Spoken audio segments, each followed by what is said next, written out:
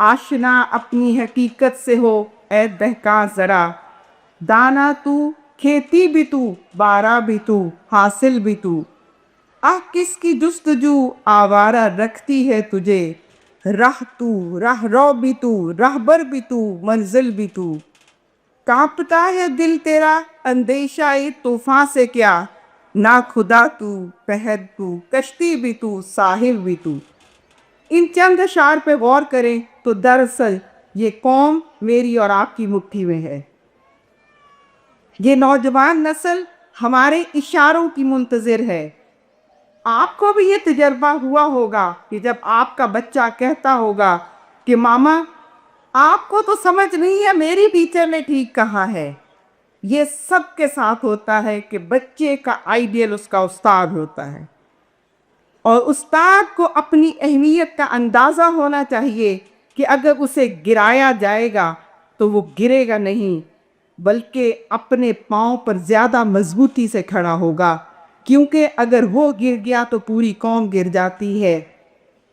اصل میں ہم کرتے کیا ہیں؟ میرے اور آپ کے ذمہ کام کیا ہے؟ سورہ النساء کی آیت نمبر 58، ان اللہ یأمرکم ان تعدوا الامانات الی اہلھا۔ ہم نے ایک تو امانت میرے اور آپ کے سپرد کی گئی، انسانی جان، اپنی صلاحیتوں کے ساتھ، اپنے وقت کے ساتھ وہ میرے اور آپ کے سپرد کی گئی۔ اسی لیے تو حضور صلی اللہ علیہ وآلہ وسلم نے فرمایا الا کلکم راعٍ، خبردار تم میں سے ہر ایک نگران ہے، وکلکم مسئول عن رعیتہ، اپنی رعیت کے بارے میں اس سے سوال ہوگا۔ تو میرے اور آپ کے سپرد جو بچے کیے گئے، کس نے کیے؟ والدین نے ہمارے سپرد کر دیے، وہ امانتیں ہیں میرے اور آپ کے پاس، وہ امانتیں ہیں۔ اور دوسری بات یہ کہ ہم سے سوال ہوگا۔ اور دوسرا رول جو نبی مہربان حضرت محمد مصطفیٰ صلی اللہ علیہ وآلہ وسلم نے ہمیں دیا کہ ہر کسی کو اہمیت دی، اتنی اہمیت دی کہ ہر سہاتی رسول یہ سمجھتا تھا کہ میں آپ کو بہت محبوب ہوں۔ استاد کا یہ کام ہے کہ ہر بچہ اس کی نظر میں ہو اور وہ ثابت کرے کہ ہر بچہ اسے بہت محبوب ہے۔ اور تیسرا اصول کہ ہم اجتماعی طور پر بچے کو موٹیویٹ کرتے رہیں۔ ہمارا کام کیا ہے؟ ہمارا کام بچے کے اندر یہ شوق پیدا کرنا ہے کہ تمہیں کچھ کرنا ہے، تم اس کر سکتے ہو، تم اہل ہو۔ جب یہ دل پیدا کر دی جائے تو دنیا کی کوئی طاقت اسی کسی میدان میں ناکام نہیں کر سکتی۔ اور اگر یوتھ کی، بچوں کی نفسیات کو سمجھیں تو سب سے بڑی نفسیات یہی ہے کہ وہ کچھ کرنا چاہتے ہیں، اور جب آپ انہیں سمجھا دیتے ہیں کہ آپ اچیو کر سکتے ہیں، آپ کے اندر بہت ایبلٹی موجود ہے، تو وہ کچھ کر جاتے ہیں جو ہم سوچ بھی نہیں سکتے۔ یہ بہت بڑا کچھ ٹپس ہیں جو ہمیں اختیار کرنے ہیں۔ ہر استاد کے لیے سب سے پہلا اصول یہ ہے کہ وہ یہ سوچنا بند کر دے کہ مجھے کیا مل رہا ہے۔ جو ایجوکیشنل انسٹیٹیوٹ کے اندر کی پولیٹکس ہوتی ہے، اس پولیٹکس سے باہر نکل آئے، صرف اپنے مقصد، اپنے مشن پر نظر رکھے۔ مل رہا ہے اس کو بچوں کی شکل میں، اسٹوڈنٹس کی شکل میں، ان کی کامیابی کی شکل میں، اس کو سامنے رکھیں۔ آپ صلی اللہ علیہ وسلم نے فرمایا کہ میں تو مکارم اخلاق کو پورا کرنے کے لیے بھیجا گیا ہوں۔ پھر آپ نے یہ بھی فرمایا کہ میں معلم بنا کر بھیجا گیا ہوں۔ تو ایک اصول جو میرے اور آپ کے لیے بہت اہمیت رکھتا ہے، جو ہماری سوچ کو بدل دیتا ہے، وہ یہ ہے کیا میں یہ اپنا وقت عبادت میں کنورٹ کر سکتے؟ عبادت، ہم نماز پڑھتے ہیں، عبادت ہے، ہمارا سوال ہی پیدا نہیں ہوتا کہ ہم دائیں یا بائیں دیکھ جائیں۔ ہم روزے کی حالت میں سوال ہی پیدا نہیں ہوتا کچھ کھا پی لیں۔ عبادت انسان جب کرتا ہے تو وہ دائیں اور بائیں نہیں دیکھتا، رولز نہیں توڑتا، رولز کو فالو کرتا ہے۔ میں اپنے اسٹوڈنٹ سے ہمیشہ یہ بات کہتی ہوں کہ آپ اس وقت پڑھ رہے ہیں تو حالت عبادت میں ہیں، تو آپ نے نماز میں کبھی دائیں بائیں دیکھا ہے؟ تم نہیں، مس نہیں، کبھی نہیں دیکھا، تو پھر حالت عبادت میں چیٹنگ کیسے ہو جاتی ہے؟ سمپل سی بات ہے۔ اتنی سی بات بچوں کو 2-3 دفعہ سمجھانے کے بعد سوال ہی پیدا نہیں ہوتا کہ بچہ کیپنگ کرنا سوچ لے. جب یہ سوچ لے کہ اسے کیپنگ نہیں کرنی، اسے پڑھ کے پاس ہونا ہے، تو یہ سوال ہی پیدا نہیں ہوتا کہ وہ پڑھے گا نہیں، کیونکہ اسے یہ سمجھائے کہ آپ حالت عبادت میں ہیں. جب وہ حالت عبادت میں ہے تو میں اور آپ حالت عبادت میں کیوں نہیں ہیں؟ جب حالت عبادت میں ہیں تو کلاس خالی ہے، میرا پیریڈ فری ہے، تو میں ساتھ میں کیا کر رہی ہوں؟ تم اٹھ کے جا کے خالی کلاس نہیں لوں گی. ٹھیک ہے نا، اپنا ہی سبجیکٹ پڑھاؤں، میں اپنا سبجیکٹ نہیں پڑھاؤں، میں بچوں کی کونسلنگ کرنے، میں انہیں موٹیویٹ کرنے. اور عبادت کا وقت کون ضائع کرتا ہے؟ یہ بنیادی کچھ اصول ہیں. اگر ہم اساتذہ ان اصولوں کو پیش نظر رکھیں گے تو انشاءاللہ رزلٹ بھی 100% ملے گا. اور یقین کریں کہ بچے بچوں والے بھی ہو جائیں گے لیکن آپ کو بھولیں گے نہیں. اور جہاں بھی آپ جائیں گی آپ کے اسٹوڈنٹ اڑ کے آپ کو ملنے آئیں گے اور شکر گزار ہوں گے کہ آپ نے ان کی زندگی کو رخ دیا، انہیں فرش سے اٹھا کے عرش پہ پہنچایا.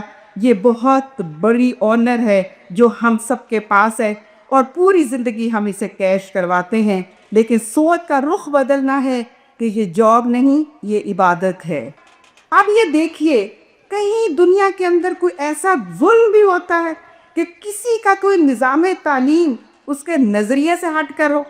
پاکستان کا نظام تعلیم کو کھلی چراگاہ ہے، جہاں سے جو آئے، کہیں پہ آغا خانی سسٹم ہے، کہیں پہ جو آتا ہے اپنا ایجوکیشن کا ادارہ کھولتا ہے اور اپنے اسکول اپنے کالج بناتا ہے، اپنی آئیڈیالوجی دیتا ہے، اپنا نظریہ دیتا ہے. اصل میں تو قوم کو بنانے، قوم کو بگاڑنے، قوم کو اوپر لے جانے اور قوم کو نیچے لے جانے والے اساتذہ ہی ہوتے ہیں. اسی لیے کسی شاعر نے بہت خوبصورت لفظوں میں کہا کہ شیخ مکتب ہے ایک عمارت گر، جس کی صنعت ہے روح انسانی. ہم تو روح انسانی بنانے والے ہیں. ایک بات اور بہت اہم ہے کہ قوم ہمیشہ اپنی تہذیب کے ساتھ زندہ رہتی ہے. اگر قوم مر گئی تو اس کا مطلب کیا ہے؟ تو اس کی تہذیب مری تو قوم مر گئی، قوم ختم ہو گئی. اور تہذیب نظریے پہ زندہ رہتی ہے، اور نظریہ صرف استاد زندہ رکھتا ہے. استاد کے علاوہ کوئی طاقت ایسی نہیں جو نظریے کو زندہ رکھ سکے. ابھی کچھ مثالیں میں نے تہذیبوں کی آپ کے سامنے سلائیڈ پہ موجود ہیں، آپ صرف دیکھ لیجئے، میں ان کو بولوں گی نہیں، اس میں وقت نہیں لگاؤں گی. یہ کتنی بڑی تہذیبیں تھیں جس میں سے صرف چینی تہذیب آج تک قائم ہے، باقی سب ختم ہو گئی. یہ اتنی بڑی تہذیبیں کیوں ختم نہیں؟ اس لیے کہ جب نظریہ نہیں رہا تو تہذیب نہیں رہی، اور نظریہ قائم رکھتا ہے استاد. تہذیب کی بنیاد نظریے پر ہوتی ہے، اور استاد نظریے کی بنیاد پر قوم تیار کرتا ہے. یہ جو علامہ اقبال کا شعر ہے، یہ وفاقہ کش کے موت سے ڈرتا نہیں ذرا، روح محمد اس کے بدن سے نکال دو. تو روح محمد کس طرح نکلی؟ لارڈ مکالے کے نظام تعلیم نے نکالی. لارڈ مکالے کا نظام تعلیم کیا ہے؟ سوائے کلرک سے کیا پیدا کرتا ہے؟ ایک طبقاتی نظام ہمارے ہاں موجود ہے.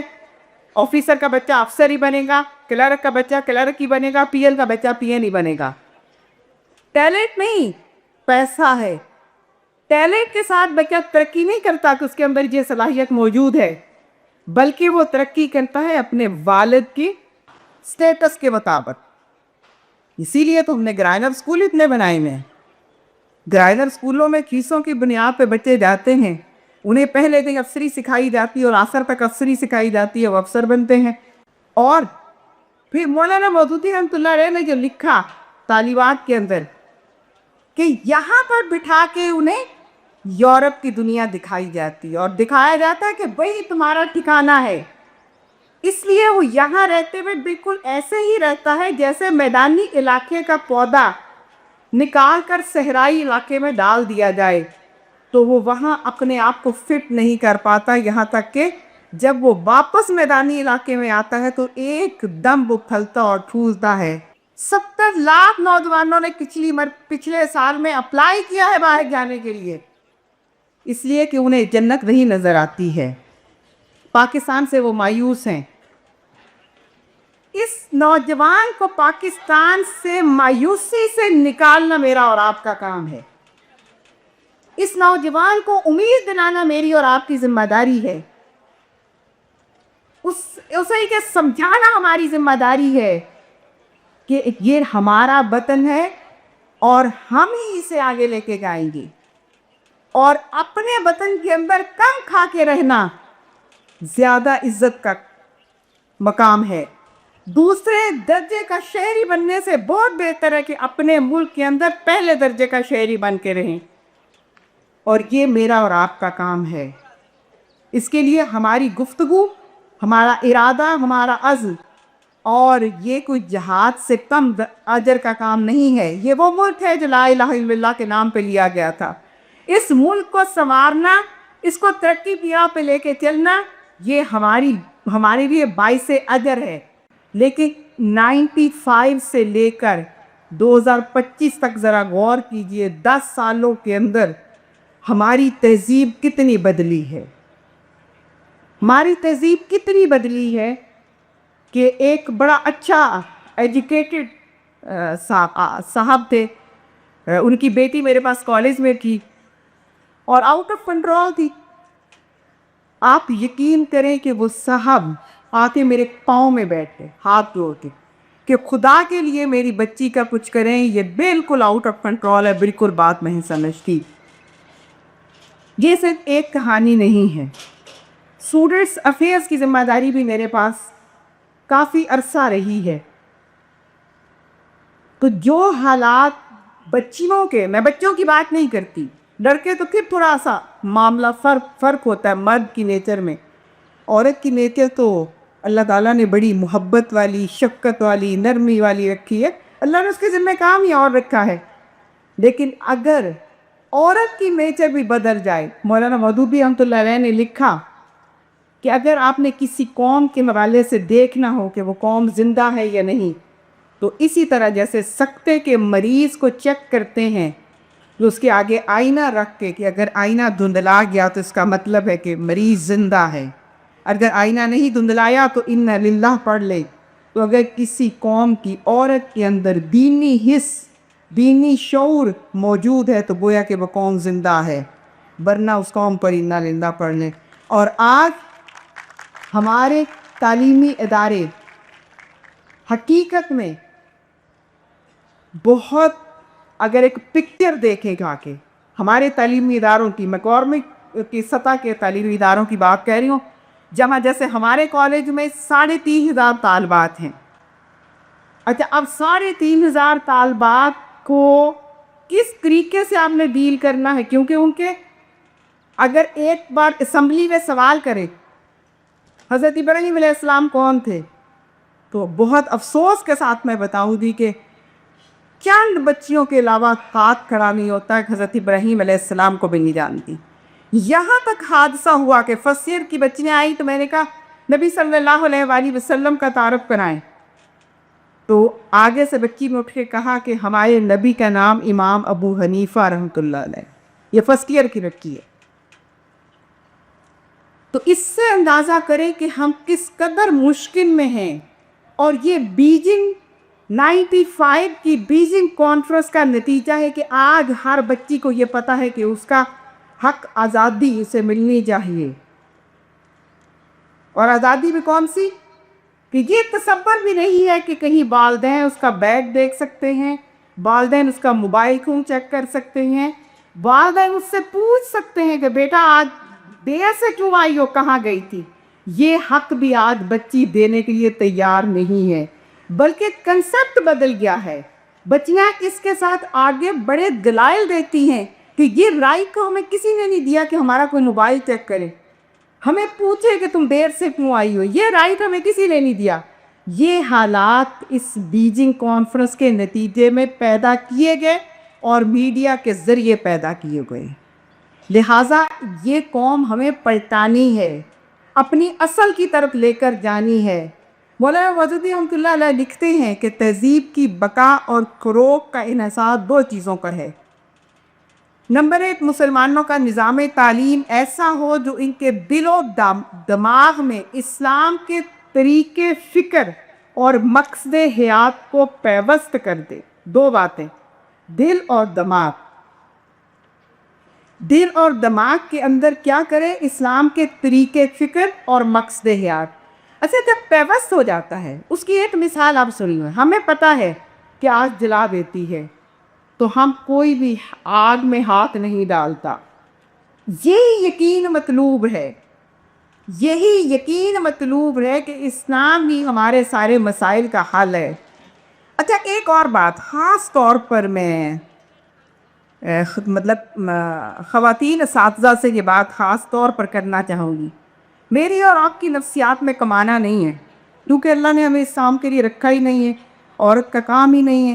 ٹھیک ہے، تربیت کے لیے ہمیں یہ ظاہر ہے کہ ہمارا ایک موضوع ہے، تربیت عورت کرتی ہے، لہٰذا اس لیے ہم ایجوکیشن ڈپارٹمنٹ میں، میڈیکل ڈپارٹمنٹ میں ہم موجود ہیں اور ہمیں ہونا چاہیے.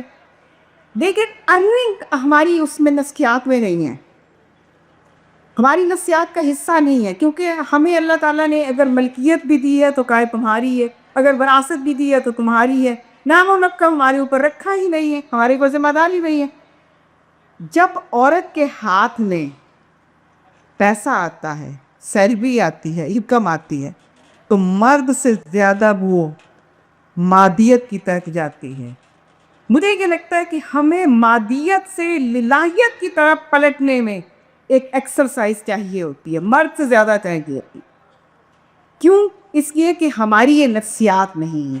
اس کے لیے تھوڑی سی ہمیں خود پریکٹس کرنی پڑے گی کہ ہم ہر چیز کے لیے، ہر کام کے لیے صرف اللہ کی رضا چاہیں، اللہ کی رضا کے علاوہ کچھ اور ہمیں مطلوب نہ ہو.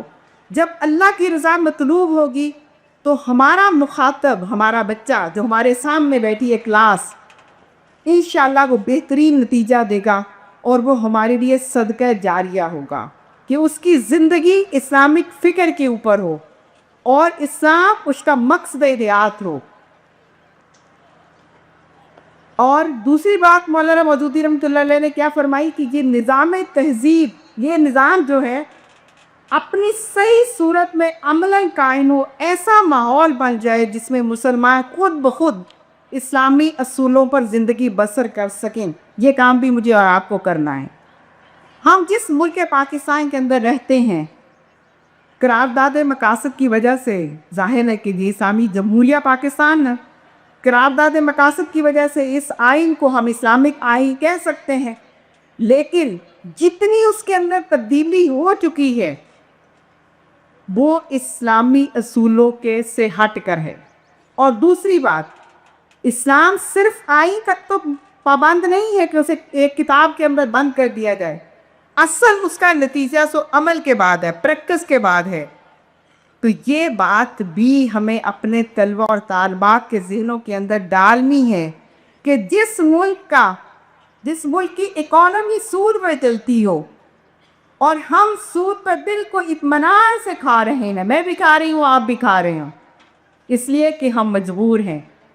ایک تو مجبوری کا احساس ہے، اس کی ایک اپنی لیمٹس ہے، اس کی اپنی شرائط ہیں. تو اگر ہم اس شرائط کے ساتھ سود کھا رہے ہیں تو ٹھیک ہے، پھر اس نظام کی تبدیلی کے لیے ہم وقت کھڑے رہیں. اور یہی بات ہمیں اپنے اسٹوڈنٹس کو بھی سمجھانی ہے کہ اس نظام کو تبدیل کرنے کے لیے آپ کو اپنی زندگی لگانی ہے. اگر لگائیں گے تو پھر یہ اسلام کی برکات آپ کی زندگی کے اندر شامل ہوں گی، اور انشاءاللہ وہ دن بھی ضرور آئے گا کہ جب یہ لا الہ الا اللہ کے نام پہ لیا گیا ملک صحیح معنوں میں اسلامی ہوگا. اب ہم اپنے کرنے کے کچھ کام کیا کرنا چاہیے ہمیں؟ بہت بڑا المیہ ہے، میرے ساتھ بھی، آپ کے ساتھ بھی. اس معاشرے میں استاد کی وہ عزت نہیں ہے جو ہونی چاہیے، اس میں کوئی شک نہیں ہے. ہم نے تو بہت بڑے بڑے حادثات اپنی زندگی کے اندر بھگتے ہوئے ہیں. آپ کو ایک اسلامک ادارے کے اندر بیٹھی ہیں اور آپ کو ان حادثات کا سامنا نہیں کرنا پڑتا. میں اتنے بڑے مجمع میں وہ حادثات بیان نہیں کر سکتی کہ جن کو ہم نے سامنا کیا ہے یا گورنمنٹ کے اداروں میں ہم وہ فیس کرتے ہیں. تو یہاں میں یہ کہنا چاہوں گی کہ اگر کوئی ہمیں عزت نہیں دیتا تو نہ دے، لیکن ہمیں خود اپنی عزت کرنی چاہیے. ہمیں خود اپنی عزت بنانی چاہیے، ہمیں خود اپنا مقام حاصل کرنا چاہیے. اور وہ کیسے ہوتا ہے؟ وہ کریکٹر کے ساتھ ہوتا ہے، وہ اعلیٰ کارکردگی کے ساتھ ہوتا ہے. جب ہمارا کریکٹر اچھا ہوگا، ہماری کارکردگی اچھی ہوگی، ہمارا رزلٹ اچھا ہوگا، خود منمائیں اور یقین کریں کہ عزت بے شک کوئی نہ دے، لیکن جب ہم مخلص ہوں گے، یکسو ہوں گے، تو اللہ ہمیں اس جگہ پہ کھڑا کر دے گا جس کے لیے ہم کوشش کر رہے ہوں گے. جو کرنے کے کام ہیں، نمبر 1، علمی اور تحقیقی بنیادوں پر طلبہ و طالبات کی ذہن سازی. اب وہ وقت نہیں رہ گیا کہ ہم کہیں گے یہ اچھا ہے، یہ اجر ہے، یہ ثواب کا کام ہے. جب تک ہم لاجیکل ثابت نہ کہیں، جب تک ہم ڈیٹے سے ثابت نہ کہیں، استاد کا اپنے سبجیکٹ کے اوپر کمانڈ رکھنا بہت ضروری ہے. سوچ کس طرح عمل پر اثر انداز ہوتی ہے یہ سمجھانا ہے. اور جو ہمارے دماغ کے اندر مختلف گمانات آتے ہیں، گمان، بدگمانی، زیادہ گمان، اس کی تردید کرنی ہے. پختہ یقین جو بلیف سسٹم ہے، جو ایمانیات ہے. امام غزالی رحمۃ اللہ علیہ نے لکھا ہے کہ استاد کا کام صرف علم کی پیاس بجھانا نہیں، بلکہ اخلاق و کردار اور اجتماعی زندگی کے اوصاف نکھارنا ہے. کہ ہمارے زوال کی وجہ انفرادی تقویٰ پر زور ہے اور اجتماعی تقویٰ سے روگردانی ہے، انحراف ہے. کہ ہم بیسیک امت اگر زوال گزیر ہو رہے ہیں تو اس کی وجہ یہ کہ ہم انفرادی تقویٰ فوکس کرتے ہیں، اجتماعی تقویٰ نہیں. اور یہی بات امام غزالی رحمۃ اللہ علیہ نے اجتماعی زندگی کے اوصاف کو نکھارنے کے حوالے سے کی. بات اصل میں انفرادی تک نہیں رہنی چاہیے، بلکہ اجتماعی زندگی کے اوصاف تک، اجتماعی تقویٰ تک. جب وہ بات سمجھے گی تو پورا ماحول تبدیل ہو جائے گا. اور اس کے ساتھ ذہنی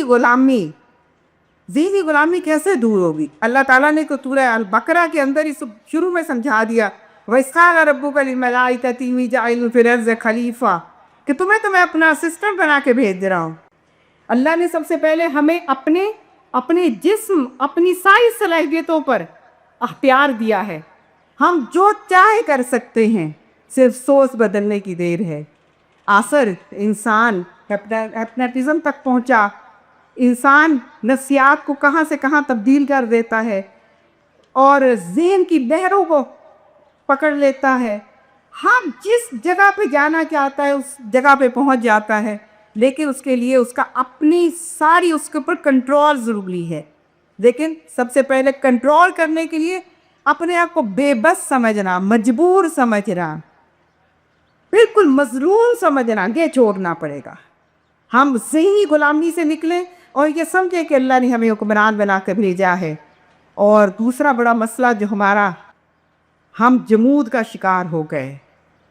وہ دین جو اقرا باسم ربک الذی سے شروع ہوا، وہ دین جس سے نون والقلم قرآن نے قسم کھائی ہے قلم کی، اس دین کے پیروکار جو ہیں وہ ریسرچ کا نام نہیں لیتے. ہر کام بغیر کسی تحقیق کے، بات بھی بغیر تحقیق کے، کام بھی بغیر تحقیق کے، بغیر اس کے.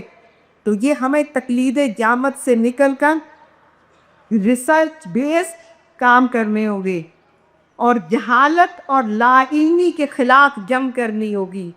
ہمارے پاس جس عمر کا بچہ ہے اس کو منصوبہ بنانا سکھائیں. سب سے پہلے اسے خواب دکھائیں کہ اسے کیا بننا ہے. اسے خواب دکھانا ہوگا جیتی جاگتی آنکھوں سے. پھر اس کا منصوبہ بنوانا ہوگا کہ بیٹا اس خواب کو پورا کرنا ہے تو کیسے کرنا ہے. آپ نے فائز حسن سیال کی کچھ کتابیں پڑھی ہوں، بڑے واقعات لکھے ہیں فائز حسن سیال صاحب نے اپنی کتاب کے اندر، کہ کس طرح سے ایک بچہ جو ایک مالی کا بیٹا تھا اور اس نے لکھا کہ وہ اتنے بڑے کام ہو اس کا مالک بنے گا، اور اس کی ٹیچر جو تھی وہ مذاق اڑا رہی تھی کہ یہ کیا بات ہے. اور پھر بہت کم وقت گزرا کہ وہ بچہ اتنے بڑے ٹاؤن ہاؤس کا مالک بنا. ہمارا کام خواب دکھانا ہے، لیکن ہمارا خواب کیا ہوگا؟ ایک اچھا مسلمان بننا، کامیاب مسلمان بننا. ایک بات اور ہمیں ذہن میں رکھنی چاہیے، ہمیشہ تہذیب اس ملک کی زندہ رہتی ہے جس کی اکانومی بیسٹ ہوتی ہے، جس کا نظام معیشت مضبوط ہوتا ہے، اسی کی تہذیب قائم رہتی ہے۔ کیوں؟ اس لیے کہ جس کی اکانومی بہتر ہے وہی حکومت میں ہے، جو حکومت میں ہے اسی کی تہذیب ہے۔ غلاموں کی تہذیب کبھی زندہ نہیں رہتی، کہ حضور صلی اللہ علیہ وآلہ وسلم نے اس علم سے بھی پناہ مانگی ہے جو انسان کو کبر میں مبتلا کرتی، اس علم سے بھی پناہ مانگی ہے جو نافع نہ ہو، جس کا کوئی فائدہ نہ ہو۔ لہٰذا ایسا علم اللہ سے مانگیں کہ انسان کے اندر عاجزی اور انکساری پیدا کروی ہے۔ ہمارے سلیبس کے اندر ہمارے اسلاف کا ذکر ہے یا نہیں، لیکن ہمیں اپنی بہتری تاریخ سے روشناس کرانا ہے، آفاقی سوچ دینی ہے، اپنی سوچ سے نکال کر ملت کی سوچ دینی ہے، انقلاب کا دائیہ پیدا کرنا ہے کہ ہمیں سمجھانا ہے کہ خدا ہے، اور یہ لاجیکلی سمجھانا ہے۔ ہمارے پاس وہ علم ہونا چاہیے کہ ہم اتنا خدا کا تصور، اللہ کا تصور الہ کے طور پہ اتنا واضح کر دیں کہ کوئی دنیا کی طاقت اس کے تصور کو مسخ نہ کر سکے۔ آزادی ایسی آزادی نہیں ہے جو مستقل آزادی ہو۔ اور پھر سب سے بڑا مسئلہ ہر بچے کے ہاتھ میں یہ موبائل، لیپ ٹاپ، یہ فیس بک، انسٹاگرام، جو بھی آج کے بچے کا استاد آپ نہیں ہیں، آپ آج کے بچے کے والدین بھی ہم نہیں ہیں، ہمیں بننا ہوگا۔ اور آخری بات بھی جو بڑی دکھ کی بات ہے، ہماری پروموشن کے لیے ورکشاپ ہوئی اور ہمیں یہ سکھایا گیا حکومت پنجاب نے کہ آپ استاد نہیں ہیں، آپ تو فیسیلیٹیٹر ہیں۔ اس سے میرا کہنا بڑا المیہ غور نہیں ہے۔ فیسیلیٹیٹر میں اور استاد میں بہت فرق ہوتا ہے۔ استاد تربیت کرتا ہے، فیسیلیٹیٹر صرف فیسیلیٹیٹ کرتا ہے۔